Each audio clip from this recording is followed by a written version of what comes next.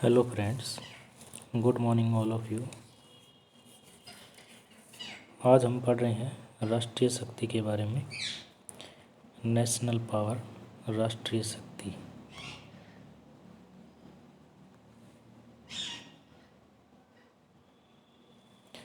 राष्ट्रीय शक्ति नाम से स्पष्ट है कि एक देश कितना शक्तिशाली है। एक देश की शक्ति के पीछे कौन कौन से कारण हैं। एक देश शक्तिशाली है, इसके पीछे अनेक कारण होते हैं। अनेक कारण होते हैं, अलग अलग तत्वों के कारण ही राष्ट्र शक्तिशाली होता है। तो राष्ट्रीय शक्ति को समझने के लिए हम शक्ति का सहारा ले सकते हैं, पावर का सहारा ले सकते हैं। शक्ति से हमारा अभिप्राय है कि एक व्यक्ति जब दूसरे व्यक्ति पर प्रभाव डालता है या दूसरे व्यक्ति से अपनी इच्छा के अनुसार कार्य करवाता है तो वह शक्ति है। इसी प्रकार से एक राष्ट्र जब दूसरे राष्ट्र पर अपना प्रभाव डालता है, एक राष्ट्र दूसरे राष्ट्र के व्यवहार को प्रभावित करता है या दूसरे राष्ट्र को अपने अकॉर्डिंग चलाता है, अपने नियमों के अकॉर्डिंग बांध लेता है, वही राष्ट्रीय शक्ति कहलाती है, नेशनल पावर कहलाती है।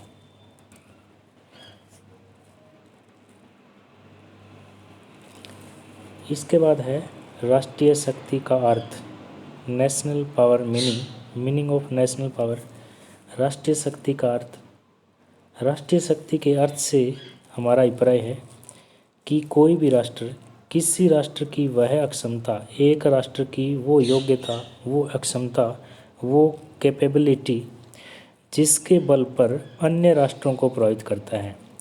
एक राष्ट्र दूसरे राष्ट्र को जिस भी अक्षमता के द्वारा, जिस कैपेसिटी के द्वारा, जिस बल के द्वारा, जिस शक्ति के द्वारा दूसरे राष्ट्र को प्रभावित करता है, उस पर प्रभाव डालता है, वही उस राष्ट्र की क्या है, राष्ट्रीय शक्ति कहलाती है, नेशनल पावर कहलाती है।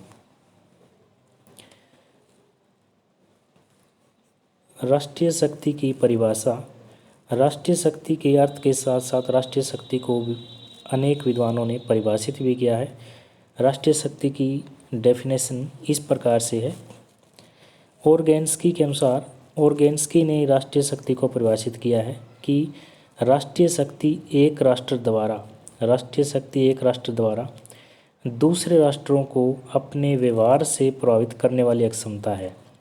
ओरगेन्स्की के अनुसार जब एक देश, एक राष्ट्र दूसरे राष्ट्र को अपने व्यवहार के अनुसार प्रभावित कर लेता है, अपने व्यवहार के अकॉर्डिंग उससे कार्य नियम करवाता है, प्रभावित करता है, वही राष्ट्रीय शक्ति कहलाती है। ओरगेन्स्की के साथ साथ पेडलफोर्ड ने भी राष्ट्रीय शक्ति को परिभाषित किया है। पेडलफोर्ड तथा लिंकन के अनुसार राष्ट्रीय शक्ति वह शक्ति है कि जब राष्ट्र की भौतिक और सैनिक शक्ति, राष्ट्र की भौतिक व सैनिक शक्ति दोनों आपस में मिल जाती है, दोनों का जब मिश्रण हो जाता है तो वही राष्ट्रीय शक्ति कहलाती है। पेडलफोर्ड तथा लिंकन के अनुसार राष्ट्र की जब भौतिक व सैनिक शक्तियों का जो मिश्रण है वही राष्ट्रीय शक्ति कहलाती है, नेशनल पावर कहलाती है। क्योंकि किसी एक तत्व से कोई राष्ट्र शक्तिशाली नहीं होता, किसी राष्ट्र को शक्तिशाली होने के लिए वहाँ के सभी तत्वों का मिश्रण जरूरी है, अनिवार्य है, तभी देश शक्तिशाली होता है, राष्ट्र शक्तिशाली होता है। इसी के साथ साथ हार्टमैन ने भी राष्ट्रीय शक्ति को परिभाषित किया है। हार्टमैन के अनुसार राष्ट्रीय शक्ति से यह बोध होता है कि कौन सा राष्ट्र कितना शक्तिशाली है। हार्टमैन कहता है कि राष्ट्रीय शक्ति से हमें ये पता चलता है कि कौन सा राष्ट्र कितना पावरफुल है, कितना शक्तिशाली है। तो इसीलिए राष्ट्रीय शक्ति वह शक्ति है जिससे हमें ये पता चलता है कि अमुक राष्ट्र जो है वो कितना शक्तिशाली है, कितना पावरफुल है। इसी के साथ साथ राष्ट्रीय शक्ति की परिभाषा के साथ साथ राष्ट्रीय शक्ति की विशेषताओं का वर्णन भी किया गया है। राष्ट्रीय शक्ति की विशेषताएं इस प्रकार से हैं। एक राष्ट्र की शक्ति की विशेषताएं, राष्ट्रीय शक्ति की जो विशेषताएं हैं वो अनेक हैं। एक राष्ट्र के पीछे कौन कौन से कारण हैं, हो सकते हैं वो तकनीकी कारण रहे हों, या किसी राष्ट्र की आर्थिक स्थिति अच्छी है इसलिए राष्ट्र शक्तिशाली है, या उसकी जो कूटनीतिक कहें, या हम कह सकते हैं कि नेतृत्व लीडरशिप किसी राष्ट्र की अच्छी है इसलिए वह शक्तिशाली है। तो एक राष्ट्र की जो शक्तिशाली होने की जो विशेषताएं हैं वो इस प्रकार से हैं। नंबर 1 है अन्य राष्ट्रों के व्यवहार को प्रभावित करने की योग्यता। राष्ट्रीय शक्ति की विशेषता में पहला हमारे पास पॉइंट है कि दूसरे राष्ट्र के व्यवहार को प्रभावित करने की योग्यता राष्ट्रीय शक्ति है। राष्ट्रीय शक्ति की पहली विशेषता यही है कि राष्ट्रीय शक्ति के अंदर एक राष्ट्र के द्वारा जब दूसरे राष्ट्र के व्यवहार को प्रभावित किया जाएगा वह राष्ट्रीय शक्ति कहलाती है, वह नेशनल पावर कहलाती है। एक राष्ट्र दूसरे राष्ट्र के व्यवहार को प्रभावित कर रहा है, इसके पीछे अनेक कारण हो सकते हैं। हो सकता है उसकी भौगोलिक स्थिति अच्छी हो सकता है उस राष्ट्र की जनसंख्या अच्छी हो सकता है कि उस राष्ट्र के पास क्या है आधुनिक हथियार हो, न्यू टेक्नोलॉजी हो, विज्ञान में क्या है अच्छा हो। तो दूसरे राष्ट्र के व्यवहार को प्रभावित करने की योग्यता राष्ट्रीय शक्ति है। ये राष्ट्रीय शक्ति की पहली विशेषता है। इसी के साथ साथ राष्ट्रीय शक्ति के जो अलग अलग तत्व हैं ये भी राष्ट्रीय शक्ति की विशेषता है कि राष्ट्रीय शक्ति में कोई एक तत्व शामिल नहीं है, कोई दो तत्व शामिल नहीं है, बल्कि अनेक तत्व शामिल है। राष्ट्र शक्तिशाली तभी होगा जब उसके पास अनेक तत्व मौजूद हैं। अनेक तत्वों में हम कह सकते हैं कि हो सकता है कि उसकी भौगोलिक स्थिति जो है, ज्योग्राफिकल जो स्ट्रक्चर है उसका वो बहुत अच्छा हो, उसकी तकनीकी अक्षमता जो है, टेक्नोलॉजी जो है वहाँ बहुत ही ज़्यादा मात्रा में हो, इसलिए भी देश क्या है शक्तिशाली हो सकता है। एक देश की आर्थिक स्थिति जो है, आर्थिक स्थिति अच्छी हो, इसलिए भी देश क्या है बहुत ज़्यादा शक्तिशाली हो सकता है।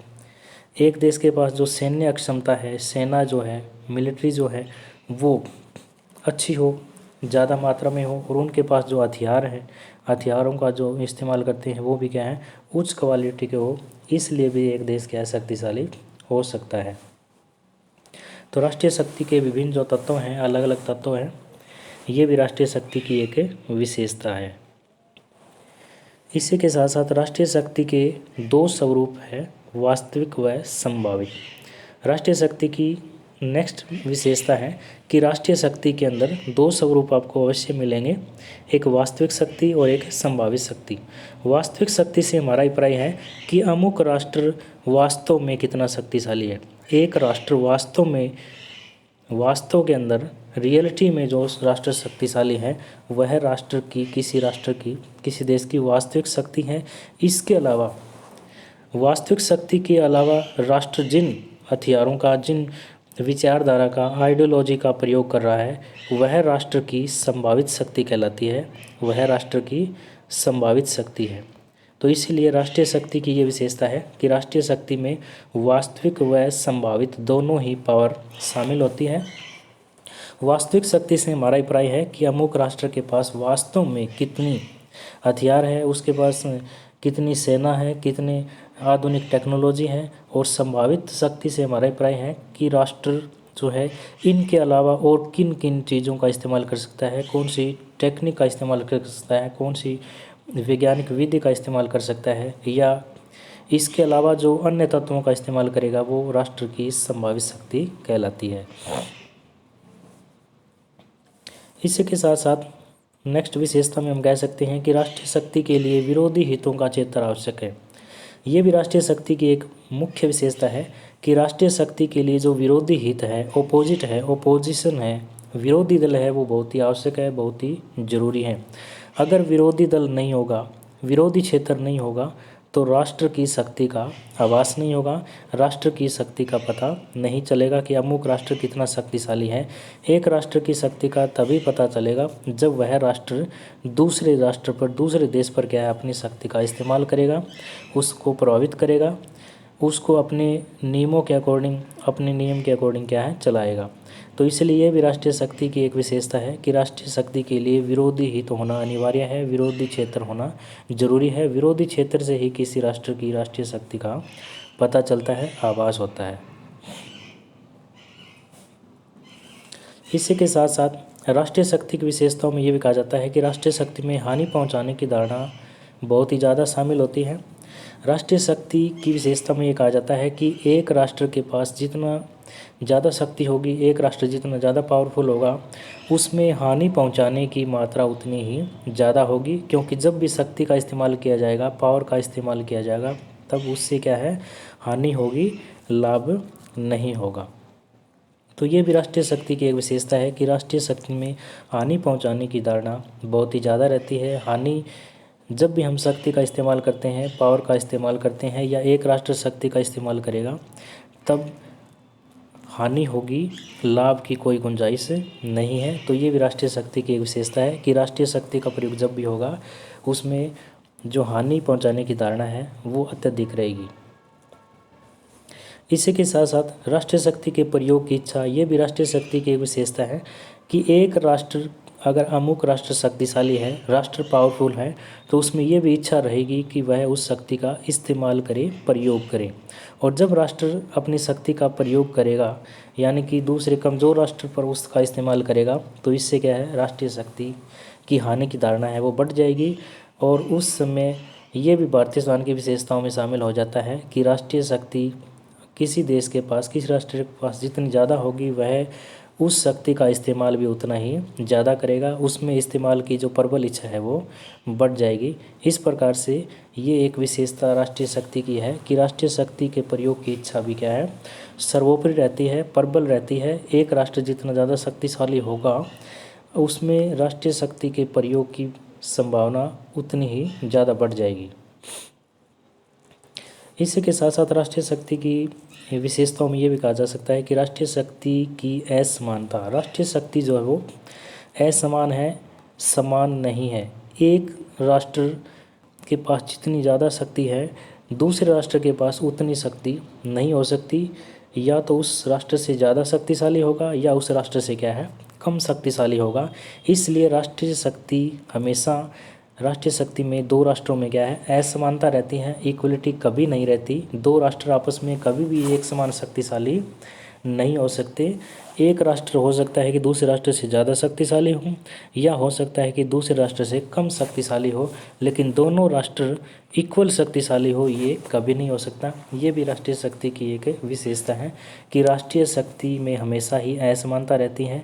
राष्ट्रीय शक्ति एक प्रकार से परिवर्तनशील रहती है, बदलती रहती है। दो राष्ट्र कभी भी समान रूप से एक समान शक्तिशाली, पावरफुल नहीं हो सकते। एक राष्ट्र अगर ज़्यादा शक्तिशाली है तो दूसरा राष्ट्र उससे कम शक्तिशाली मिलेगा। अगर पहला राष्ट्र कम शक्तिशाली है तो दूसरा राष्ट्र जो है वो अधिक शक्तिशाली मिलेगा। ये भी राष्ट्रीय शक्ति की विशेषता है कि इसमें असमानता मौजूद रहती है।